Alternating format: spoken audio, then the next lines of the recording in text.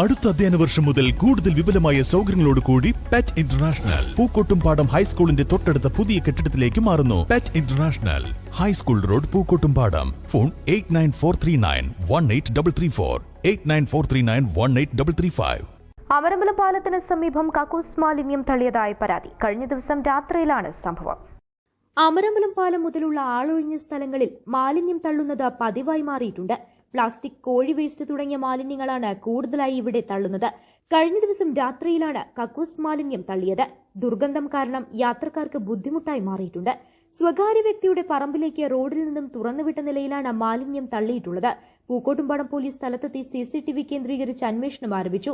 മെമ്പർമാരായ ഒ ഷാജി, റീന ബാബു, നാട്ടുകാരായ KT രതീഷ്, പ്രജീഷ് ചെമ്മല, ജിതേഷ് എന്നിവരുടെ നേതൃത്വത്തിൽ പ്രദേശത്ത് ബ്ലീച്ചിംഗ് പൌഡർ വിതറി ദുർഗന്ധം അകറ്റുന്നതിനുള്ള നടപടിയെടുത്തു.